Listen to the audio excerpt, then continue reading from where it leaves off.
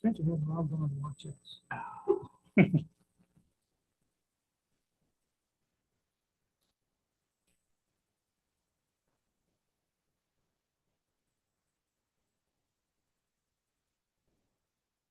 Your eyes closed.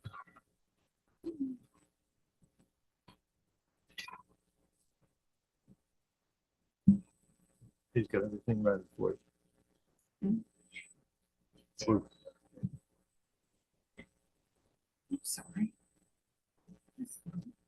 Get that out of the way. Oh, I'm sorry. I'm putting No, stuff no, on no, top. just leave it there. 'Cause that'll- Have y'all heard anything from Jay? I know. I know him. He was coming.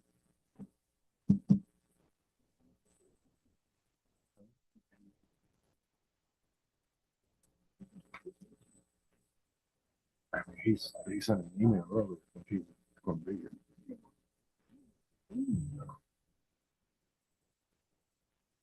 We'll get started in just 1 minute.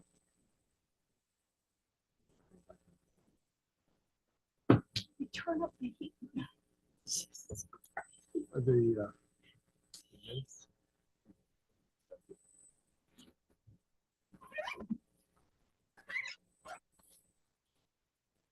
Kill me.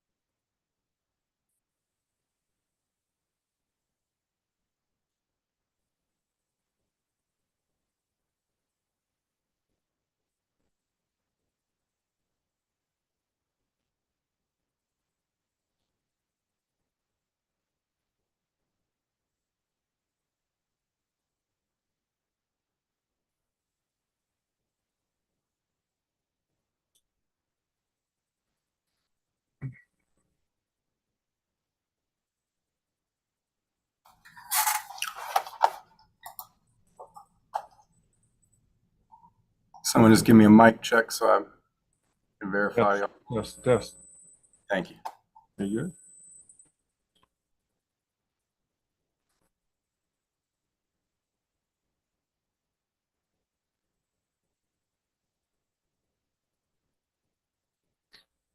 All right, we will call the November 14th, 2023 Rockbridge County Board of Supervisors meeting to order. Supervisor Day. Here. Supervisor Ayers. Here. Supervisor Lyons. Here. Supervisor McDaniel is here as well. Supervisor Lewis is not present at this time.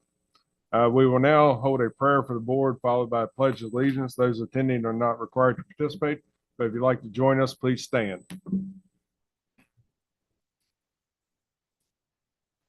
O Lord, with humble hearts, we pray for your blessings next week on Thanksgiving Day. And we ask that wherever we all may be, that you will come to share the yield of your bounty from farm and field to table. Help us to remember those who tended the fields that became food for our tables. Please provide safe travels for those traveling and for houses to be filled with fun and happiness amongst the families reunited on Thanksgiving Day. Amen. I pledge allegiance to the flag of the United States of America and to the republic for which it stands, one nation, under God, indivisible, with liberty and justice for all.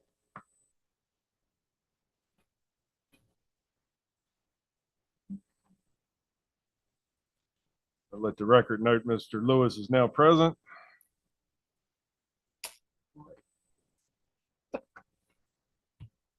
We will do our best to take citizen comments remotely. There are two options for citizens to comment. To join by telephone, you may dial into the number listed on the county website. The webinar ID and password are there for your convenience. Citizens wishing to simply view the meeting live or after the fact can do so on Rockbridge County Board of Supervisors YouTube channel, also available on the county website.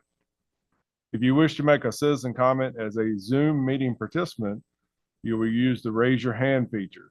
You can press the raise hand button at the bottom of your Zoom window or press *9 if you're calling in by telephone.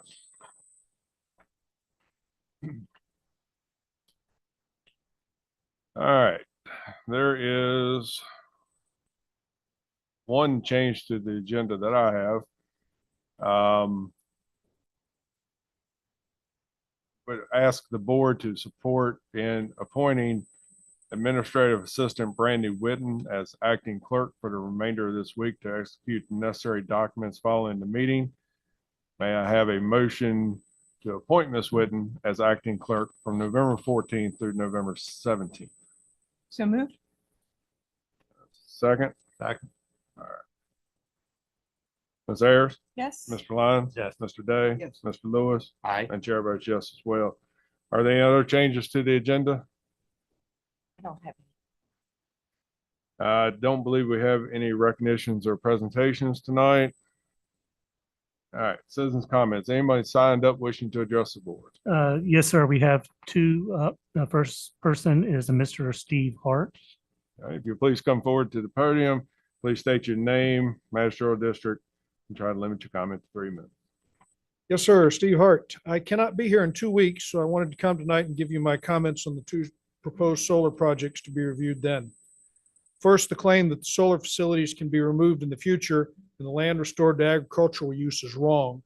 Soil movement, grading, and redistribution, as well as soil compaction and long-term neglect, all combined to utterly destroy the agricultural soils present before the project began. For proof, you can observe the damage done in Fairfield or read one of the many studies performed on this issue. Second, the only reason we are having these discussions is that corporate investors have figured out how to take advantage of tax breaks and subsidies written into our federal and Commonwealth laws by using our lands as a means to access those funds, which are provided by our tax dollars. Those laws, by the way, were shaped by lobbyists paid by those corporations. Except for these laws, tax breaks, and subsidies, we would not be having these discussions. Third, this is not solely an issue of property owners' rights. It is not the same discussion as I want to paint my house pink and purple polka dots, or I want to start a small business. It's not the same because farmland is a precious natural and national resource, and its destruction impacts us all. We already recognize that landowners cannot destroy endangered species habitat, and protected wetlands. I would submit to you that our farmland deserves similar protection. Remember that whoever controls your food supply controls you. Finally, farming is both an individual and collective activity. Yes, I used a C word. But farming is collective in a private and cooperative manner because farm economies have lots of interdependent parts. We all need the feed stores, the tire stores, the co-op, the livestock markets, the trailer store, and each other. We buy and sell from each other and help each other out from time to time. Every farm lost degrades the farm economy. Lose a farm, lose another farm, lose another farm. And the next thing you lose isn't another farm, it's the tire store, and then another farm, and then the feed store. And so goes the death spiral of rural farm economies. I did not make this up. You can read about it. It is happening all over our country, particularly in the West. Let us not destroy our local economy for the purpose of making someone somewhere else rich. Thank you. Thank you, Mr. Hart. We have a Mr. Bill Russell. Chairman, ladies, gentlemen of the board. I'm Bill Russell from Carrs Creek District. I just want to speak briefly about debt financing. This country has a national debt of $33.7 trillion, and interest is eating up over half of our budget. State and local debt totals $3.17 trillion, with 63% of that local debt. And I'm concerned at a pattern of borrowing to meet capital expenditures that's going on. In 2002, the US debt was 129% of our gross domestic product. That means that every dollar that was earned by every company and every individual in this country was 29% less than what was spent. And that keeps happening and keep happening and keep happening. And that's happened every year for 10 years in a row. It's exceeded the gross domestic product. We, I think, as a local government and local people, have some obligation to really rein in and look at what we're spending and how we're spending it. It's not that we're doing things that may not be beneficial, but the borrowing it to do it raises severe long-term national security issues that's going to affect everybody in this county, everybody in this country.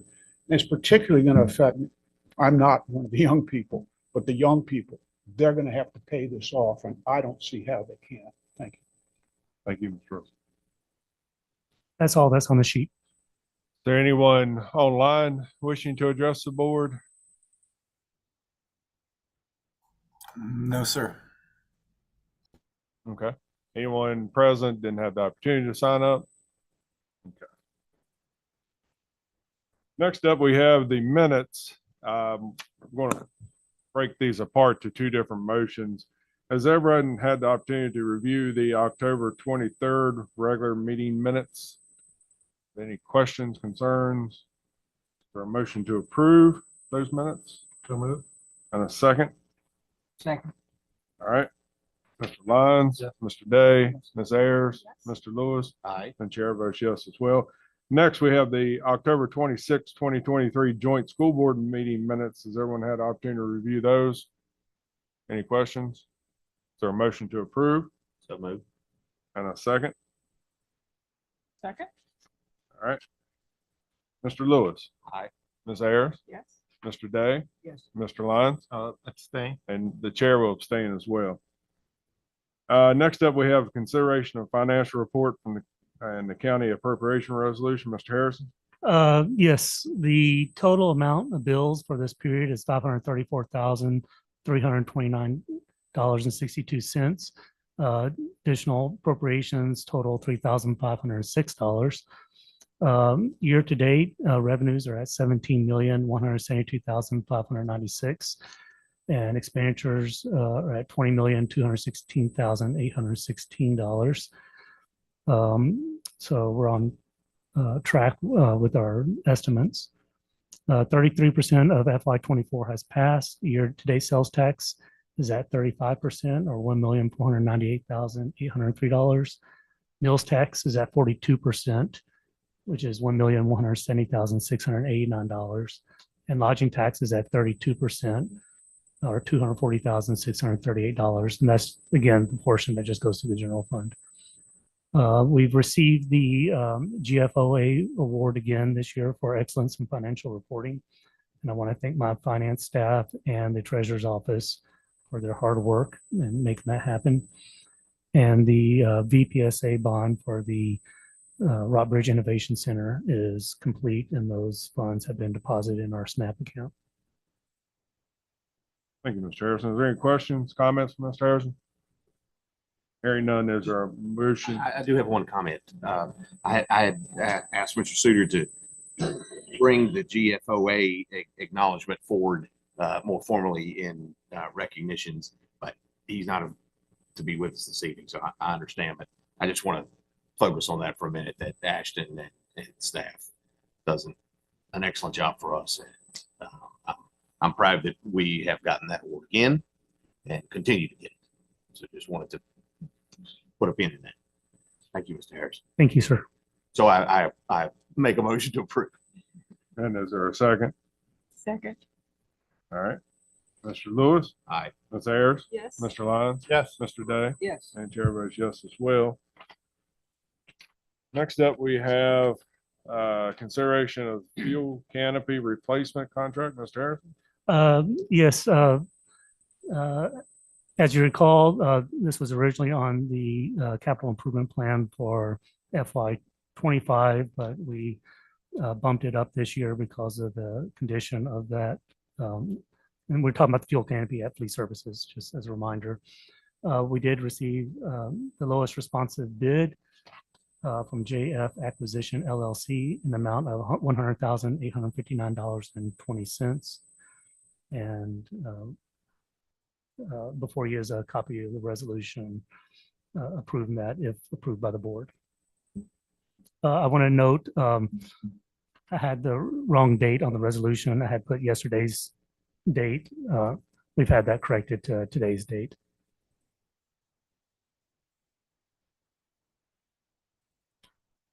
Were you concerned at all the lack of responses to the RFP? We were expecting one more, but no, it's a specialty. There's not that many companies that do this type of work. Okay. I I thought that, but I just wanted to make should have sure. mentioned that. Thank you. But we're hoping for two, but we only got one. Any other questions or comments from Mr. Harrison? Is there a motion to adopt a resolution for the replacement of fuel canopy? And a second? Mr. Day? Yes. Mr. Lewis? Aye. Ms. Ayers? Yes. Mr. Lyons? Yes. And Chair votes yes as well. Next up, we have an update on Planning Commission work sessions for the development of solar ordinance. Mr. Sladen?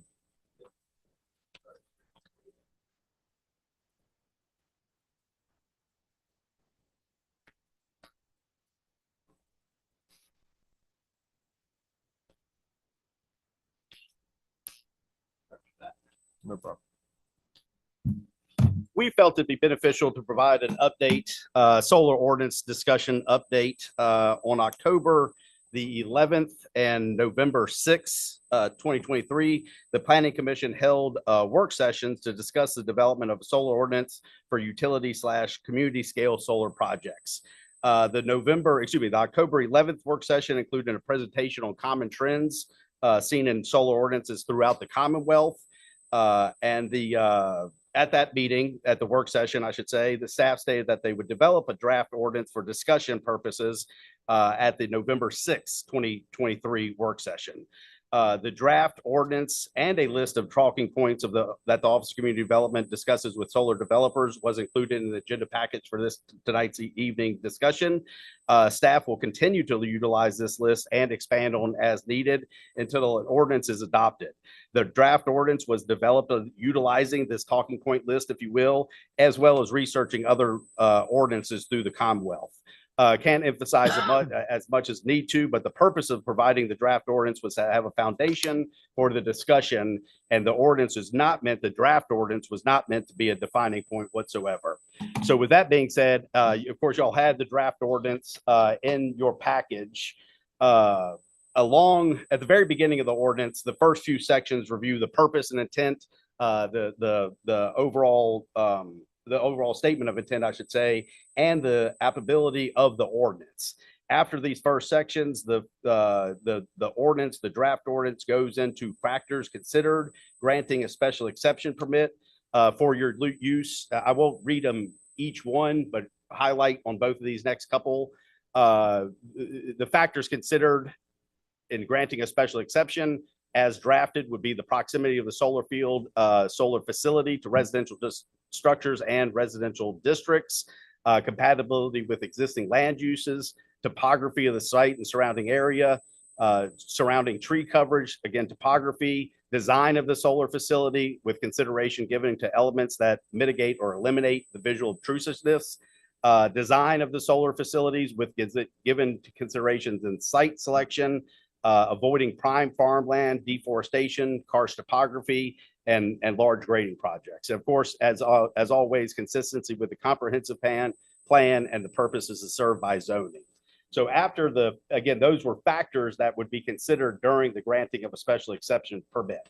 And those are factors that are certainly currently weighed in on the decision-making, the recommendation, I should say, by the Planning Commission and then decision-making of the board, of course. The next section of the ordinance discusses the application requirements. Most of these are on the talking points. And again, most of the you do see most of this information moving forward, highlights the proposed landscaping buffer. And that's really on an as needed basis. We've had some projects successfully come through the process that on some sides do have landscaping and other sides have no landscaping. And in some cases, in my opinion, landscaping may not be warranted. And that has to do with existing topography and existing vegetation. I would say existing topography more so than vegetation. Proposed fencing plan is something we get commonly. Proposed connection to the transmission line, setbacks for property lines and closest offsite dwelling, location of karst topography, karst features, if you will, soil types per the USDA soil survey, overall height of the racking system and solar panels. That would be when the solar panels are at full tilt. The proposed locations of erosion and sediment control and stormwater management measures, the ground cover plan, lighting plan. Very rarely do we have any lighting associated with these types of developments. Another thing that we can ask for and we often get is the panel specification and composition, location of knock boxes, which emergency responders can use to get into the facility. And then something more commonly nowadays is the photo simulations of the site. And that would be before and after, and then after at maturity, because there's obviously some planting heights that are at 6 foot, depending on what species there are, the tallest planting height would be 6 to 8 feet, I believe. And so what that looks like day one, if you will, and then what that looks like at maturity. The draft ordinance then goes into the aesthetics, talks about anti-glare technology, anti-reflective coatings. The aesthetics is a big to do on the screening and landscaping that will help blend the solar facilities into the natural setting and the built environment also.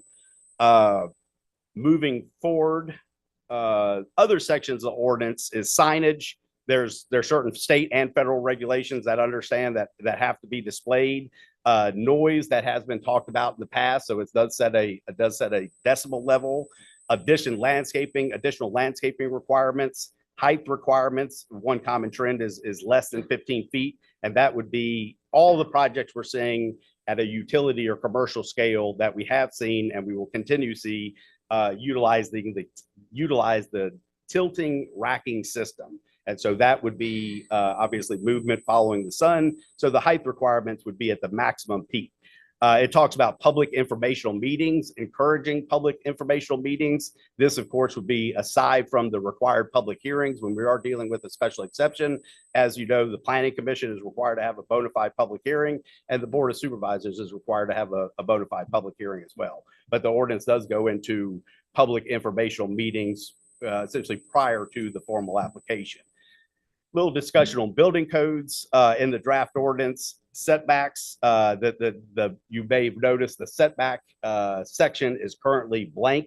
I think that's a large part of the ordinance discussion. And setbacks, when researching other localities throughout the Commonwealth, setbacks, there are a wide variety of setbacks that are utilized. And so that's something that staff wasn't necessarily comfortable throwing out there for a recommendation, but rather it would be a placeholder in there. And as this public process continues, that would be something that could be essentially vetted and developed. Decommissioning plan and bonding requirements is also in the draft ordinance.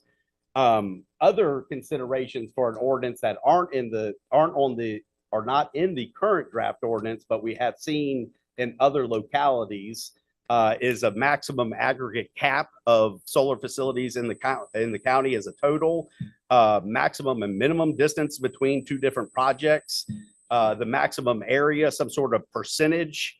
The first one would be a straight threshold on the maximum acreage size of any particular project. We have seen that in other localities. And then the final one, that other considerations that could be considered for the zoning text amendment that we're currently working through is the area of panel coverage for any single solar facility project may not exceed, I apologize, I put 65% in here. I meant to leave that blank, essentially blank of the total acreage of the total site. That's something we've seen in other localities. All four of these are other zoning tools, if you will, that the draft ordinance has not gotten into. has not been developed as far as to get into those type of zoning tools. In conclusion, I can't emphasize enough that essentially the draft ordinance was made and developed for a foundation, for a talking point. We've said it all along. We want this to be a very public discussion, as it should be. It was by no means designed to be a one size fits all and here it is and here's for your approval type thing. So I know I went very fast. Welcome to ask any questions. But with that being said, the purpose of this presentation was just essentially fill you in on what the Planning Commission has done to date on November work session, and then the follow-up the October 11th, and follow-up November 6th work session. One of the questions, or one of the county administrator and I had talked about this because we knew it was coming. One of the things that we came up with as a possible pathway to helping you address, because everybody's got an opinion and it's a touchy subject. I get it, is the potential formation of a committee to work on this with you.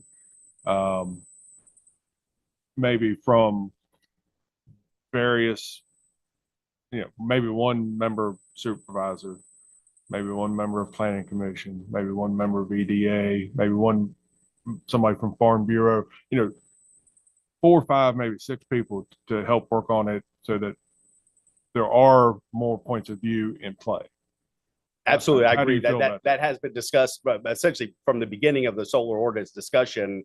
And so, as you indicated, members of the Farm Bureau have expressed interest in joining that committee, and members of the RAC organization have expressed interest in joining that committee.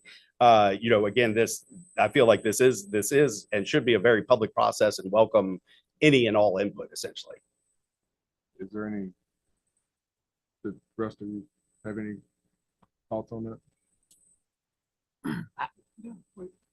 I have lots of thoughts, which I'll get into, but if you're asking a specific question, I agree. Yeah, we've been trying to, I think Mr. Slayton has been trying to get that done. So, yeah, agree. We need all those stakeholder groups involved and bring their thoughts forward. Yeah, I would leave it up to you as to how you deem, or which groups or how many, you deem necessary for. I mean, you can't have 30 people in there. Sure. But at the same time, you need to have multiple, to get the discussion and different points of view. I think your suggestion as far as a solid working group would be good. Again, to reiterate it, one member, well, you didn't mention RAC, but they have expressed interest, but one member from the RAC organization, one member from the Farm Bureau, one member of the Planning Commission, one member of the Board of Supervisors, of course, staff at the level, and maybe one member at large, if you will, might be a good idea. That's still a relatively small working group.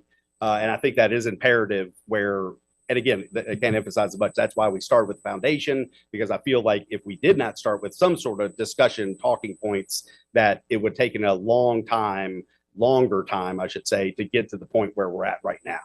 And so with that makeup of the potential solar committee, I think would be a good working group. Once you form that committee, perhaps, putting it on the website so that other citizens know who to contact with their questions or feedback or their priorities. And I think as the two groups that we have identified, I think we will get a large amount of feedback and diverse opinions, if you will, on what feedback we get. Okay. Is there a member who would like to work on that type of committee? I would, because we're working on it in community development. So a lot of, we of course have the monthly Office of Community Development Committee meetings that Ms. Ayers is referring to. And a lot of the more recent monthly meetings have been pertaining to not only particular solar projects, but also the solar ordinance as a whole. I'm fine if you want to do that. I would. All right. Any other questions? Yeah, lots. Go ahead. So, Mr. Slayton, I apologize. Did I miss those slides? I don't know that those. No, these slides were prepared this afternoon, to say it lightly. So no, sir. In your package, you had the talking points that the Office of Community Development does, and you had the draft ordinance as it stand on November 2nd, I believe it was. So you would be willing to forward those to the board? Absolutely, yes. So I'd love to look at those. So what I'm looking at is in our packet, I'm looking at page 3, utility community scale solar development used by special exception in agricultural zoning districts. And so we're using language which you referenced in your slides, and one of those I'll just pick one so that I can try to get an idea of where we're heading. But one of those is avoid prime farmland. The language is avoid prime farmland. So if we were to put something in an ordinance and we used exactly that language, does that mean that there could be nothing on prime farmland, or we are requesting that that the proposal try to, attempt to avoid? Well, it wouldn't, Prime but in my opinion, and this is part of the discussion, obviously, moving forward, but in my opinion, it may be beneficial for me to pull up the ordinance on my side. And this is not a page that is part of the ordinance. I'm referring to. Okay, no, I'm with you. That's the talking points that we use. So, Sure, so so- even so- in the so- draft ordinance, there's two different things. Is one, factors to be considered in granting the permit, and then it's the information that we require. It's essentially 707, or excuse me, 71704 is the factors considered, and then respectively 71705. So that would not be, in my opinion, it would not be a straight prohibition of this type of use on prime agricultural land, but that would certainly, that could have a heavy weight on the factor of considering granting. And I this think it special- should. Absolutely, Right. I But agree, if, yes. as you consider the entire acreage of what the potential project could use, there's ability to shift, where the panels exactly reside and that sort of thing. So, I don't know that I want to necessarily disqualify a project because part of it's on prime farmland, but the developer should make every attempt to not. I agree. And that is consistent, obviously, with the comprehensive plan. Yes, sir. Yes, sir. All right. Sorry. I just, those slides threw me off a little bit. So. But anyway, Ms. Ayers, that's just to give you a flavor of what I'm thinking. That's the kind of thing Happy to as hear. you work on the committee. Any other questions, comments for Mr. Slade? Appreciate the update. Absolutely. I know that, this has been something we've been discussing for a while, and it's something that's needed to help not, fine tune exactly, but at least to give some guardrails, for. I agree. Yes. For what's coming. And I'm assuming that, even with some of these things you defined, there can still be special exceptions. No, the intent, I should have started with that. So obviously currently it's a special exception in 70 some odd, 72% of Rockbridge County is zoned agricultural, whether it be A1, A2 or AT. And that's certainly, I'm not familiar with an ordinance in the Commonwealth of Virginia that has a by right use in an agricultural zone.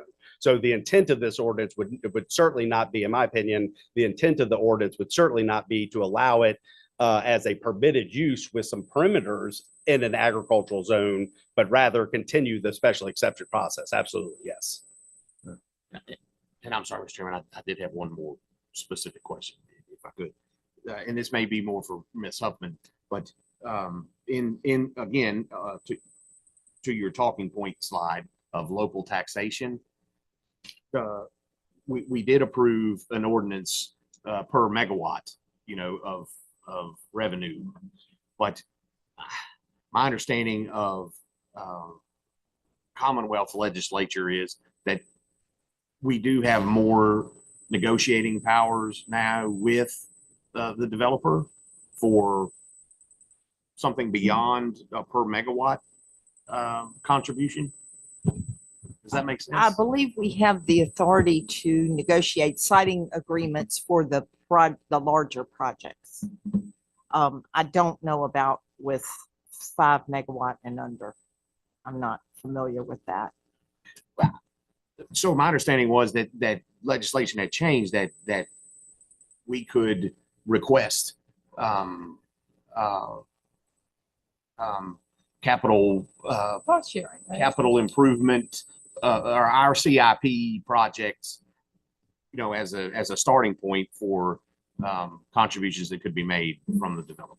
I haven't looked at it since July 1, so I don't know. So, not to add to your to-do list, but I seem to do that. But that's something that, as I understand it, we could do. And as my goal in talking through this is, one of the concerns of the solar projects that we have is what are our citizens gaining from one of these projects, and beyond the land, the non-land use revenue, as well as the machinery and tools, or the levies we can do. I thought there was an ability to discuss other. If I may, we did cover this in our meeting, and Chris, I don't know if you remember the difference in the tax rate. Yes, no, that was included in So- the local taxation talking points, if you will. And so and I obviously verified this with the Commissioner Revenue's office. If the property was in the land use taxation program, the acreage associated with the project is removed from the program, from the land use program, and rollback taxes of 5 years was bullet number 1. The acreage associated with the project is assessed as commercial acreage at $15,000 per acre, and that's trending with at least the Walker's Creek one. I'm not sure where we are with the Route 11 one, but certainly with the Walker's Creek solar project at $15,000 an acre. And then the current revenue sharing ordinance approved by the Board of Supervisors in June of 2022 requires $1,400 per megawatt. So all 3 of those would be the taxing application. I understand, but what I'm talking about would be a bullet point 4. Yeah, and something Which above is- that. Yes, sir. I understand. Yes, sir. Okay. So, These are current. Yes, sir. yeah, my understanding is bullet point 4 would be current as well. So I would like to explore that as a potential possibility for is notifying an applicant that we may ask, depending on the project. Certainly. We can further explore that. Absolutely. Yes, sir. Thank you, Ms. Huffman, for being willing to.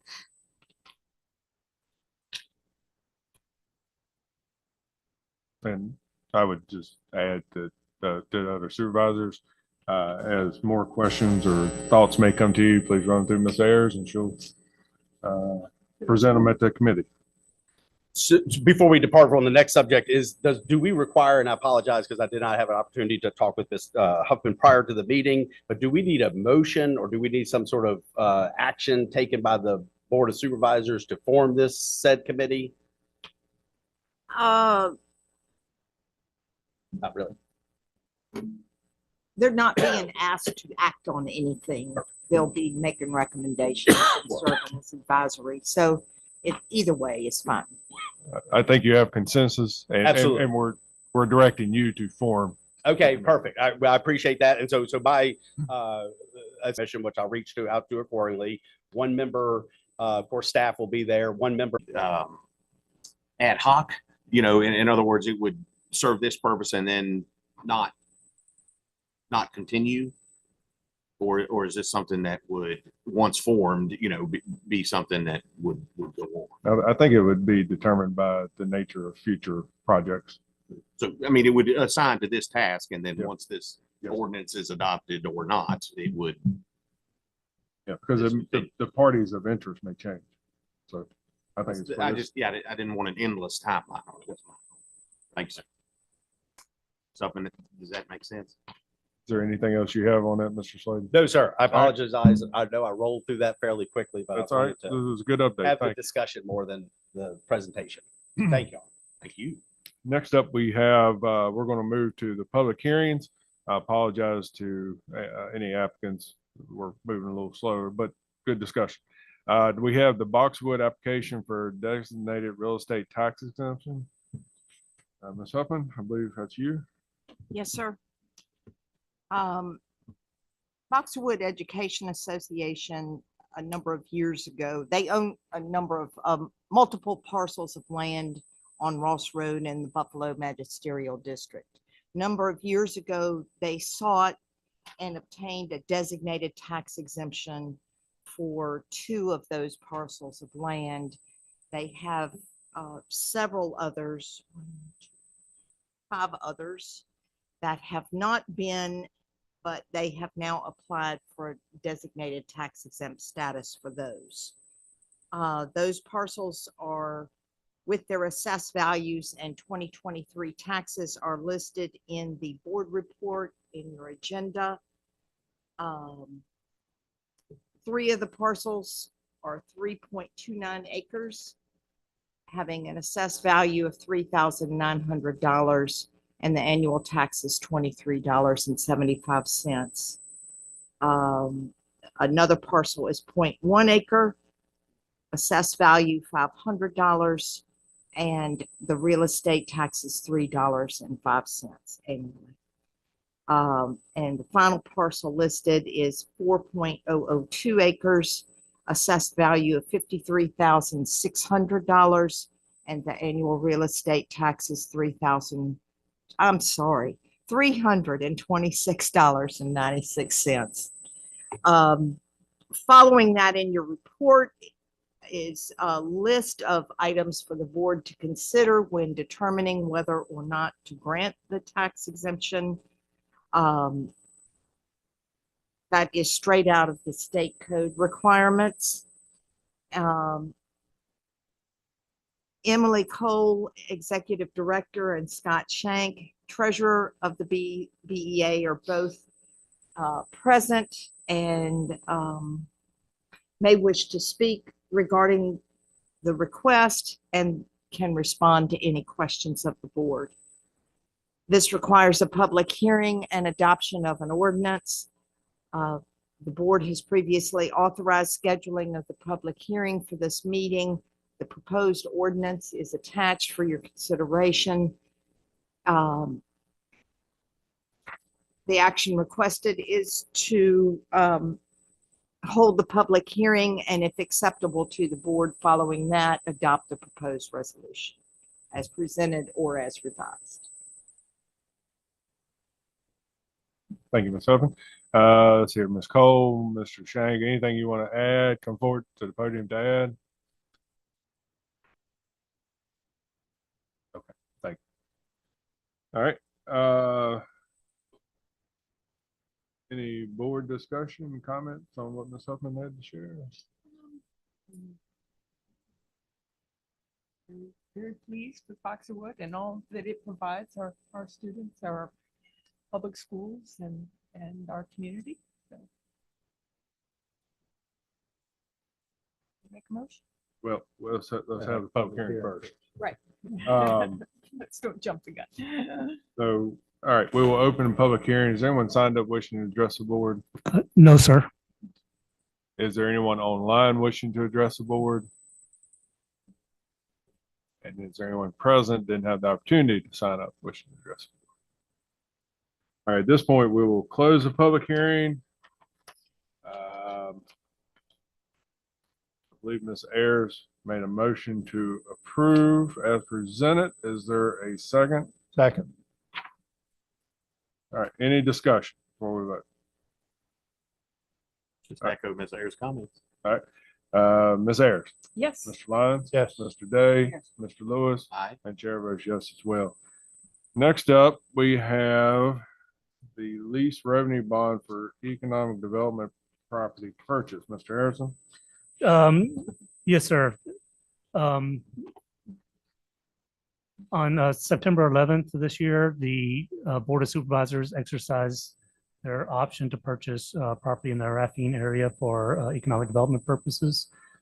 The board had then asked staff to look at given current interest rates and returns on our investments to see if it would be what the cost benefit versus financing versus cash funding would look like. We did that initial analysis and it would be favorable to finance. So we solicited RFPs for bank loans. We received 2 proposals back. I want to thank Supervisor Lewis for reminding staff, me, to negotiate because we successfully negotiated the terms. The main one of the Board of Supervisors, they were very clear in their direction that they want to be able to preserve the option to prepay the loan without penalty in case interest rates drop and thus our return on our investments drops, and then the cost benefit becomes more of a cost and not a benefit. So again, thank you, Supervisor Lewis. Mr. R.T. Taylor with Davenport is with us online, and he can provide an overview of the terms. Good evening. This is R.T. Taylor from Davenport. Hope everybody's doing well. We're doing well, Mr. Taylor. Could you speak up just a little bit or speak more into the mic? Sure. Hold on, bear with me 1 second. Can you hear me any better now? No. We're No? making adjustments, Mr. Taylor. Hold on just a second. Okay, I've got my volume all the way up. Give us just 1 second here. This is 100%. I can hang up real quickly and join by phone if that would be better. Give us 1 second.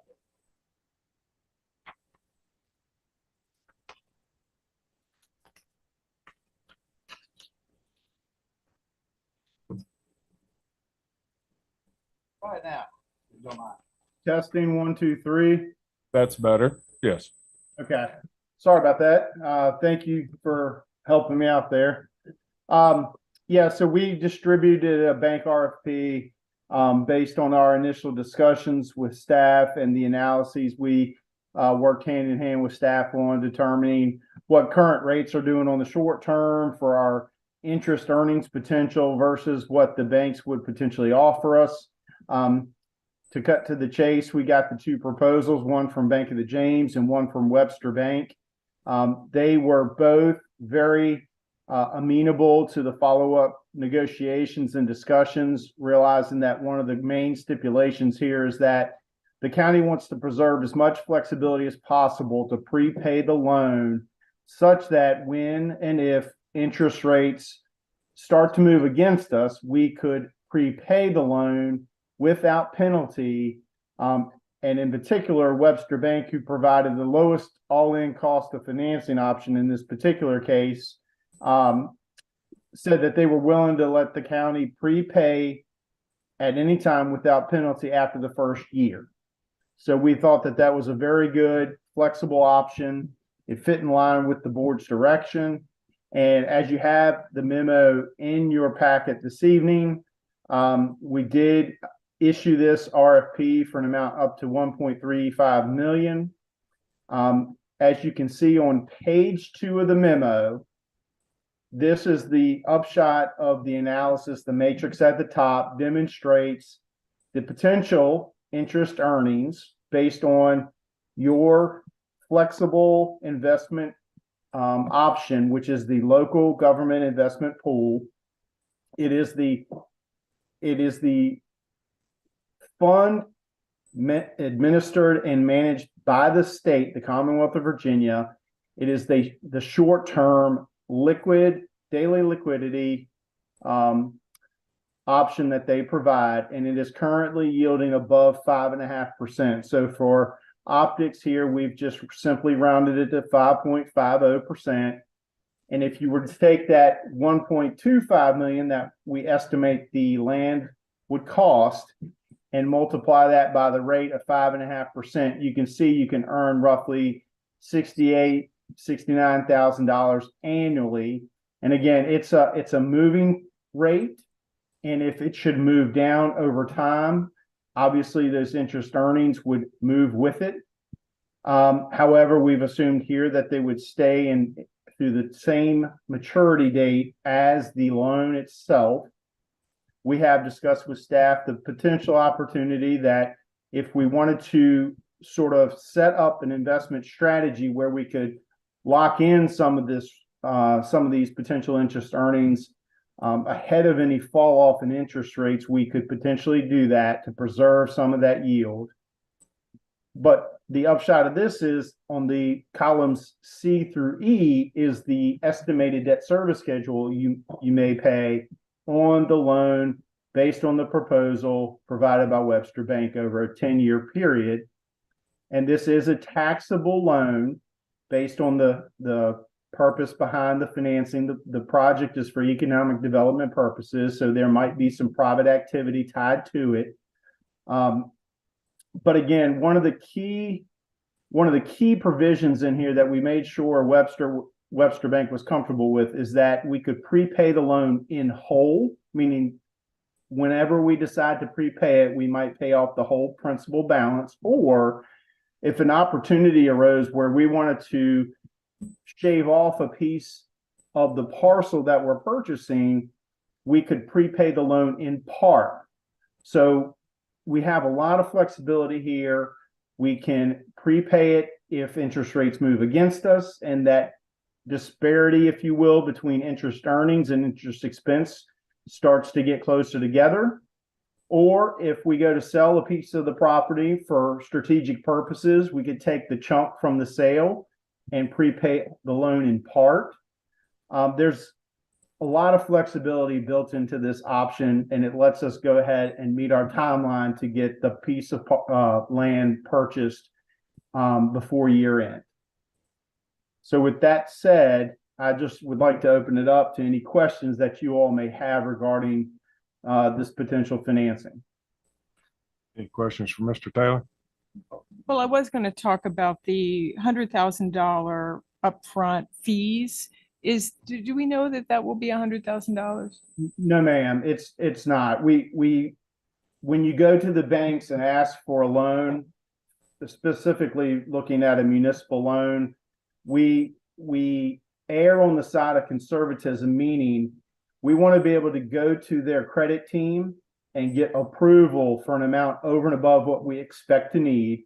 Because if we go through the process and for some reason, some cost related to the purchase of the property, there's might be additional title, insurance, or research that the real estate part of it. We want to make sure we've got those costs covered within our estimates so that you're already approved at that higher level, and we don't have to go back through a credit underwriting process to get approval for an extra amount. Mm-hmm. And based on our current survey of these costs, and given that Webster Bank doesn't require a whole lot in the way of the real estate stuff, we expect that cost of issuance budget to come in closer to, let's say, $60,000. Okay. Right. I was just asking because if you evaluate it at, say, year 4, right, you would spend, if we felt that the interest went down, we needed to cash this in, our costs at year 4 would be quite high in terms of interest and the fee. So it is more expensive at year 4, obviously, to get the loan than it is than the opportunity costs of our money. And so that's what I wanted to clearly understand. So you think it's more, the fees are more in line of $60,000? Yes, ma'am.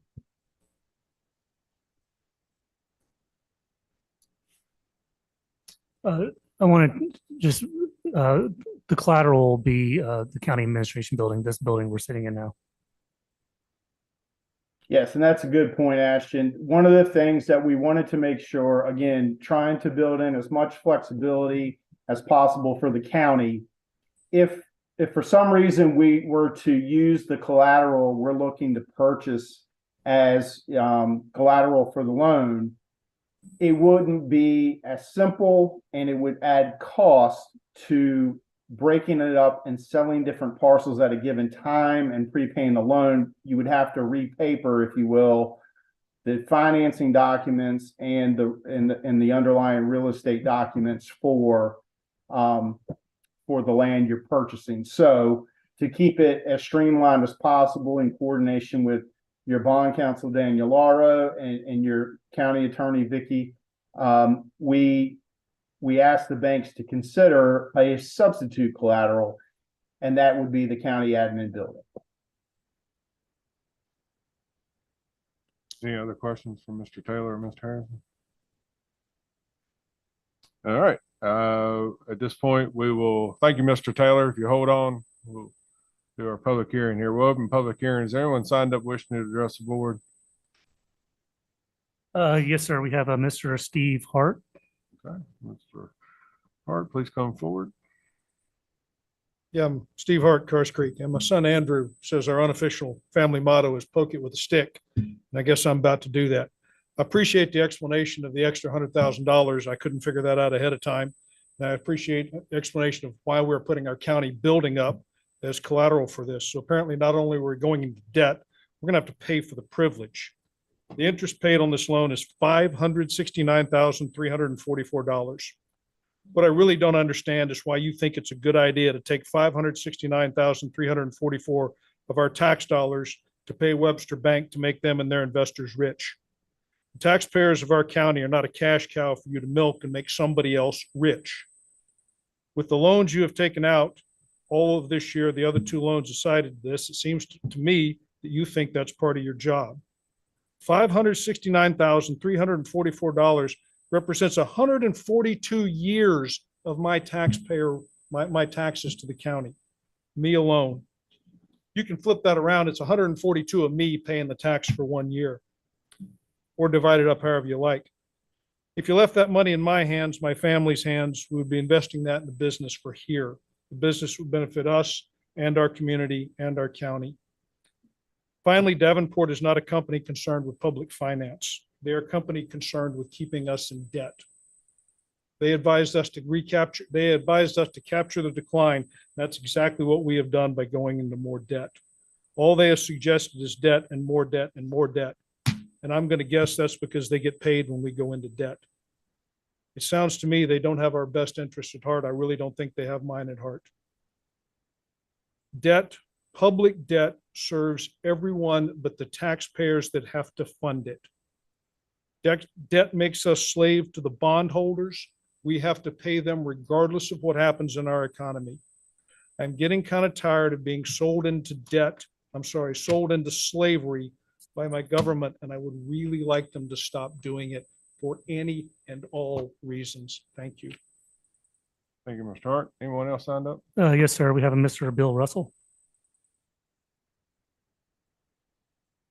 Thank you all again. I'm Bill Russell, Cars Creek. I specifically would like to request that the County Board of Supervisors table the adoption of the resolution approving the issuance of a $1,350,000 lease revenue bond. Specifically, I have some concerns about what has transpired up to this point. And I do note that there's kind of a timeline of things that have happened that I'd like to put into some context here. The county entered into an option in February of 2023 for $1,250,000 from BJB Properties LLC. And at that time, they made a statement they had been looking at this property, quote, for some time before it entered into the option. I don't know what period of that time before really applies to, but I did note that that property had changed hands in August of 2022 for $1 million in a sale to BJB. That looks to me at a minimum is a 25% return in 6 months on their investment. If they borrow to do that investment, which is what I would have done as a real estate investor, and I am, I would have probably been able to borrow about 50%, at 50% down, and I'd be looking at about a $750,000 profit. But that's just an observation of what the numbers look like to me. In the packet of information that we received, the thing we've not looked at and not had access to is the option agreement itself. The public has no idea what was going on in the option. I don't know whether it was good, bad, or indifferent, but I do know the option has been exercised, and there's no reason that document should not be in this packet. And I think there's some questions here that the public could reasonably ask to be answered before the board adopt this resolution to borrow more money. So I appreciate your attention. Thank you. Thank you, Mr. Wilson. Anyone else signed up? No, sir. Anyone online wishing to address the board?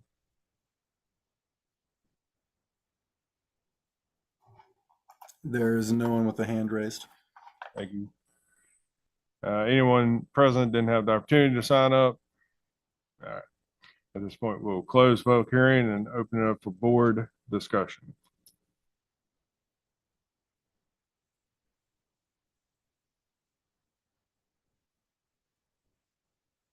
Any discussion, any comments?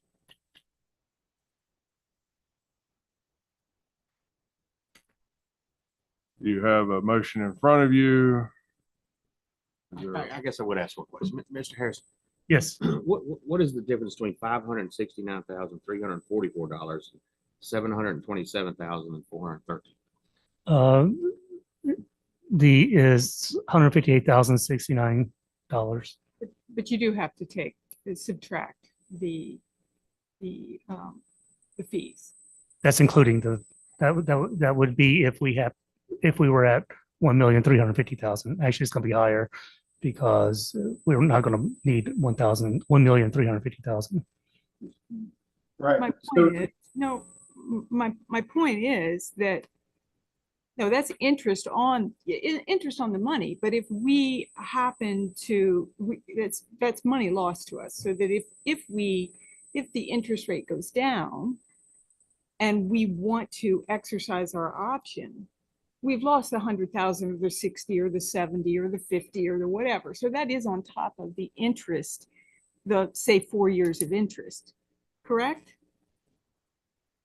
I guess it would depend on which year you're. Well, I'm just saying, I'm using 4 as an example.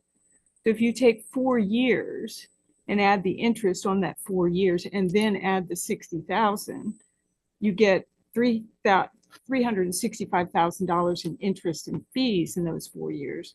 Oh, no, I should, and RT, chime in if I'm wrong. No, the interest includes borrowing the money for those fees. so That's just 60,000. just to put a finer point on this to help think through this, the interest earnings, obviously, if the rates fluctuate, it's going to change the number $727,000 of potential interest earnings over a 10-year period. That's right. The numbers on the right-hand side bake in that estimate or placeholder of 100,000. So if you compare the interest expense that you're paying, which it includes the interest on the cost of financing, let's take for a minute that $158,000 difference that Ashton was referring to between your earnings or your expense. And you can add back just off the top right there, 158 plus $40,000, which won't be borrowed for interest cost. So 158 becomes 198. So in round numbers, your earnings potential difference is actually closer to 200,000. And if you look at this, I'm just going to round numbers, 7% on the loan on the additional $60,000 in cost of issuance, that's roughly $4,200 a year, right? Times 4 years, that's $17,000, right? Does that answer the question? So you're potentially saving your $200,000 minus, and you don't subtract out the 17,000 over the first 4 years because it's already baked into the interest expense.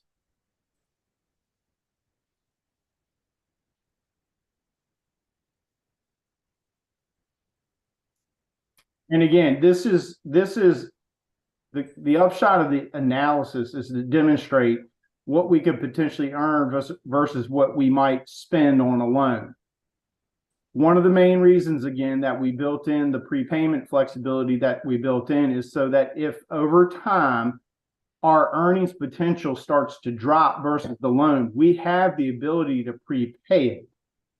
But the other thing that hasn't been discussed tonight is our opportunity costs elsewhere. There may be some other property or some other need of the county that you've kept your powder dry on those funds, and you can further use those monies either for an emergency situation or another opportunity. We're not saying that you couldn't do something else with those other dollars. We're just going to keep our powder dry on it while we have the opportunity to make hay with interest earnings and keep the flexibility should we need it for other purposes, whether it's in the budget, one-time expenditures, etc.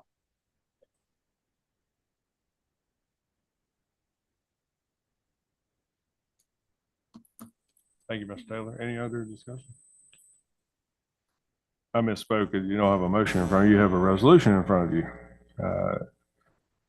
Is there a desire to act on that resolution?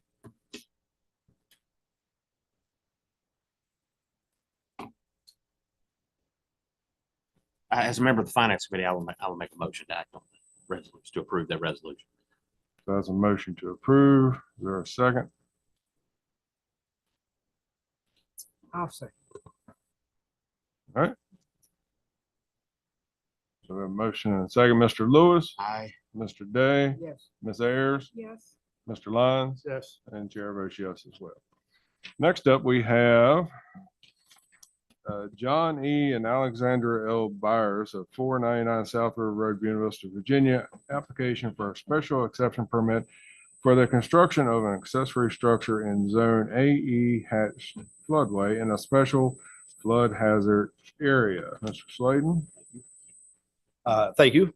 John E. and Alexander L. Byers, 499 South River Road, Buena Vista, Virginia, 24416, have made an application for a special exception permit for the construction of an accessory structure in Zone AE hatched floodway in the special flood hazard area, commonly referred to as the 100-year floodplain. Property is located on the north side of South River Road, further identified as 608, approximately 0.12 miles west of the intersection of South River Road and Old Buena Vista Road. Old Buena Vista Road is further identified as 631. The property is owned by John E. and Alexander Byers with the address above of 499 South River Road and further identified as tax map number 77-3-3A, 77-3-3B, 77-3-3C, and finally 77-3-3D1, totaling a total of the total aggregate, if you will, of 2.84 acres. So those properties are identified here on the map outlined in magenta. And you can see the house at 499 on the north side of South River Road. And then we pull up the floodplain. The floodplain, the yellow hatched area is considered Zone AE hatched, which again is the floodway. We'll stop sharing for a second. If needed, we can pull that back up. The properties are located in the agricultural and general use, which is the A2 zoning district, and are within the flood hazard overlay district, which is further defined as FH1. Per section 608.11-2, number 1 of the regulations, accessory structures, structures accessory to a residential use are a use by special exception in the Zone AE hatched floodway. The property is located in the South River Magisterial District. On October 11th, 2023, the Planning Commission held its public hearing and has recommended approval of the special exception permit with the following conditions. Number one, accessory structure not to exceed 260 square feet. Number two, when storm warnings are issued, all hazardous materials / chemicals, examples, i.e. fuels, oils, pesticides, shall be removed and relocated outside of the floodway. Number three, final condition, recommended condition, I should say, is approval contingent upon the Rockbridge County Building Department approvals. With that, Mr. Jeb Byers, Jeb Byers is with us via Zoom, and I'd like to turn the floor over to him with any additional information or further review the process or project, excuse me. And you are muted, sir. Thank you, Mr. Slayton. Thanks to Neil Whitmore for shepherding me through this project. This is a tool shed of about 250 square feet. It replaces a structure, garage and shed structure that was on the property many years ago and was removed about 10 years ago at the same elevation. This will be stick built on a slab by licensed contractors. We will comply with codes 2.711, 2.72, 2.721, 2.722 for breakaway flood panels as required by code. This structure is 52 feet from the roadway, 22 feet from the side boundary with our neighbor. And we will certainly comply with all of the contingencies recommended by the Planning Commission. Supervisors, thank you for considering our project. Thank you. Mr. Slayton, did you have anything else to add? No, sir. I would like to apologize. I had an incorrect, reference. I stated it was per section 608.11-26 of the land development regulations, but I corrected that work with my verbal report this evening. Thank you. Any board discussion? Comments, questions, concerns? All right, hearing none, we'll open the public hearing. Is there anyone signed up wishing to address the board? There's no one signed up. Anyone online wishing to address the board? There are no hands raised. All right, anyone present didn't have the opportunity to sign up. All right, we will close the public hearing. Again, open it up for board discussion or a motion. So moved. All right, so we have a motion to approve. Is there a second? I'll second. All right. Mr. Lewis. Aye. Mr. Day. Yes. Ms. Ayers. Yes. Mr. Lyons. Yes. And Chair votes yes as well. Thank you, Ms. Slayton. Thank you, Mr. Byers. Let's see here. Thank you, supervisors. Thank you. We'll go back to item number 9, appointments for TCO board, Mr. Mish. I believe he has decided that he will continue if the board so wishes to reappoint. Is there a motion to reappoint? Mr. Chairman, I make a motion to reappoint and appreciate his willingness to continue to serve. All right. And is there a second? Second. All right. Mr. Lewis. Aye. Mr. Lyons. Yes. Ms. Ayers. Yes. Mr. Day. Yes. And Chair votes yes as well. Next up, we have the monthly staff reports. Has everyone had an opportunity to review those? Do you have any questions, concerns, comments? I move we approve with appreciation as always. All right, is there a second? Second. All right.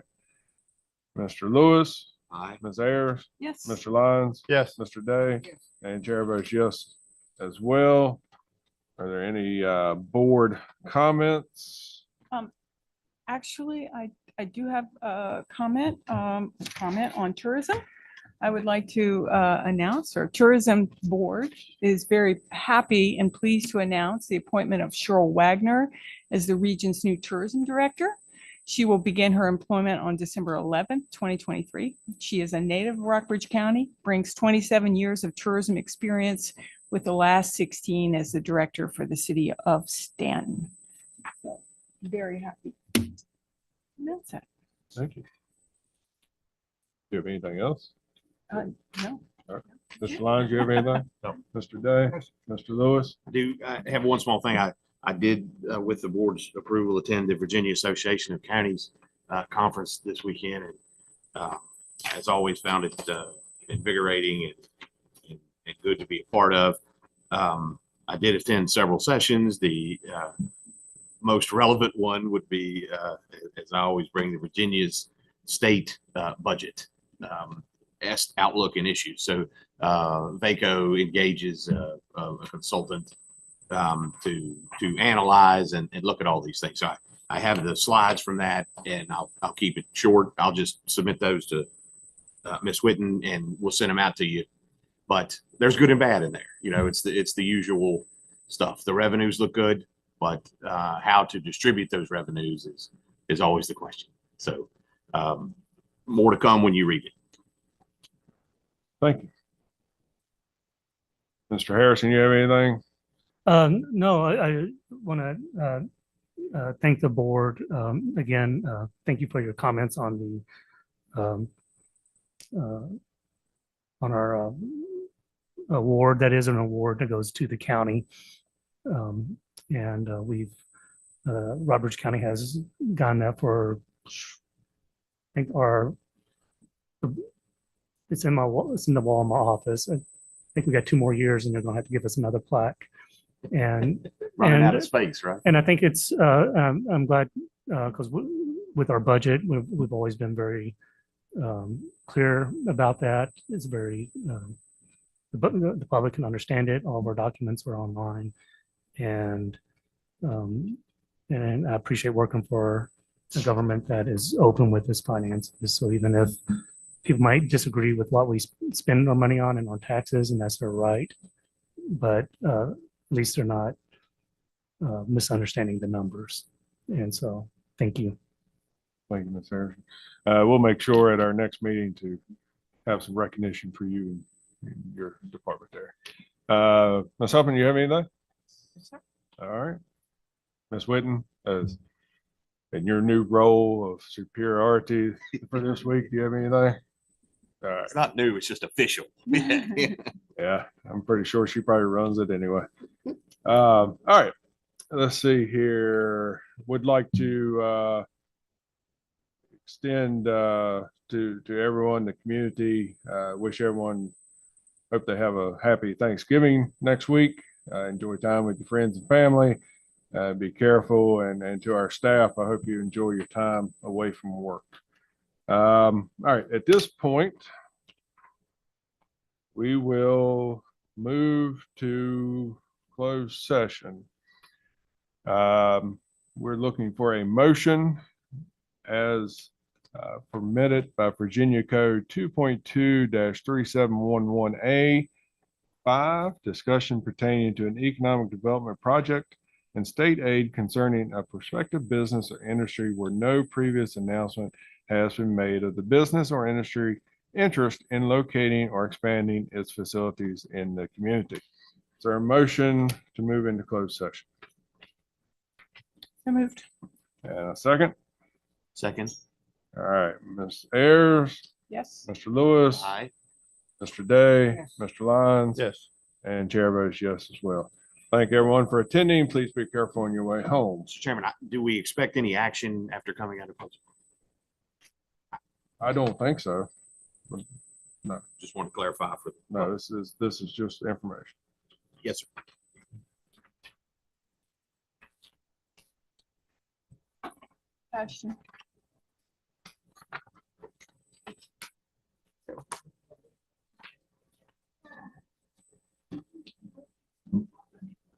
Stefan,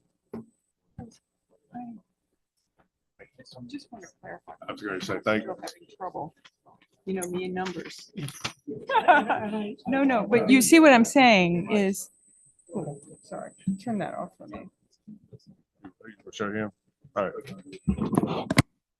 Thank you. Thank you for staying out there. It's not just one side.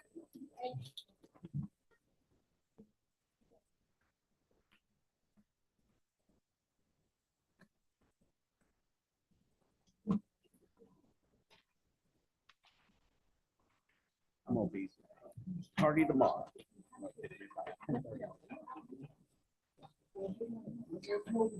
Well, I've got plenty else to do. Thank you. Thank you.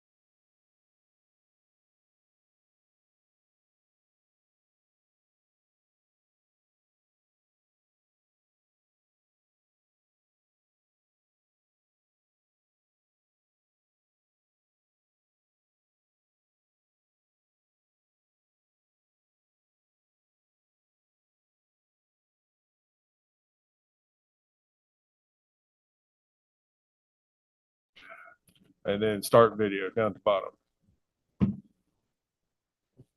Right underneath your pointer. It's got the, go down just a little bit. There you go. There we go.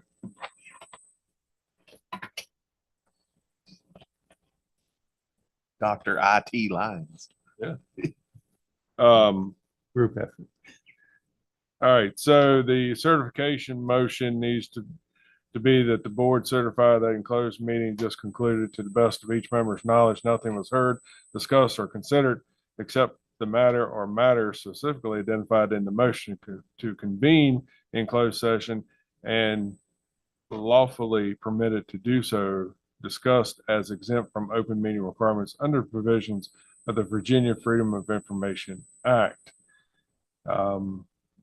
Is there a motion to certify? So move. And a second? Second. All right, Mr. Lyons? Yes. Mr. Lewis? Aye. Mr. Day? Yes. Ms. Ayers? Yes. And chair votes yes as well. Anything else you need, Ms. Huffman? That's it. All right, is there a motion to adjourn? So move. And a second? Second. All right, Mr. Lewis? Aye. Mr. Lyons? Yes. Ms. Ayers? Yes. Mr. Day? And chair votes yes as well. Thank everyone. Be careful going home. Yeah. What time you serving, Bob? I may be able to come back. Great. Come back, but I don't know when. Okay. My daughter's coming home. Oh, yeah, I hope so, yeah. Just the Navy. Yeah, they practice rates for condition interest and all that. And I'd rather do that than just sit in the dark. Sure. Together. That is fine. That is just fine. Oh, is anybody got no, it's like a. No. No, there's an authority. Okay. But it's run. Oh, I thought it was run by the hotel. Well, it's a few years ago, the board. That's how it works.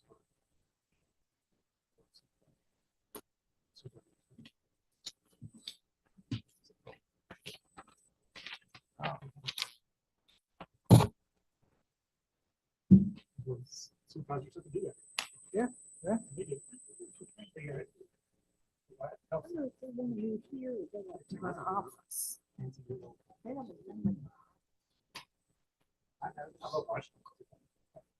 Oh, okay. Yeah. Have you landed there?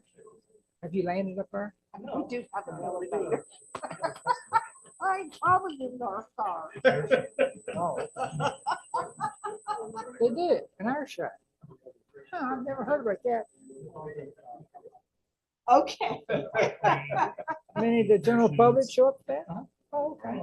And then there's also a car show. See, the car show at Dalford State Park's on one I've ever heard of. Of course, that's Bath out again. That's probably Bath. Most of it. Without games. Oh, okay. All right.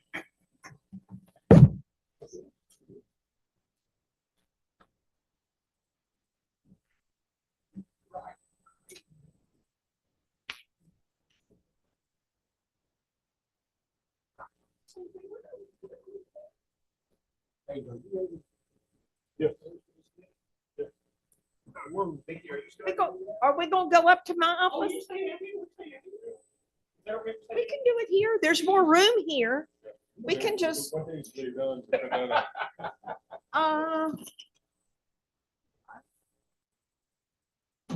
cut this off.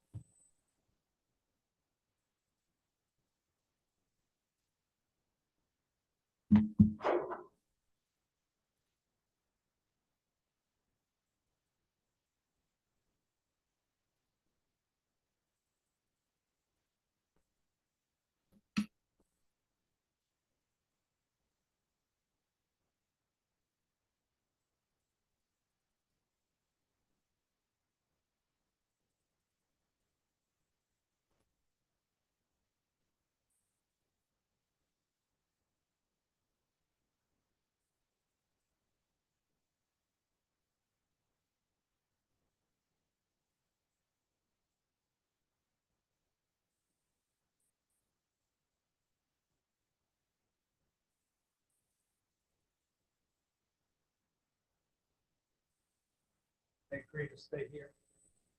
Yes.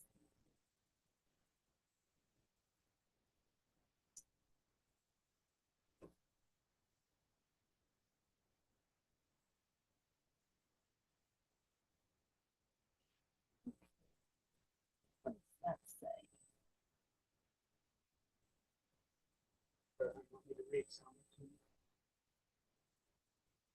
What does that red button say?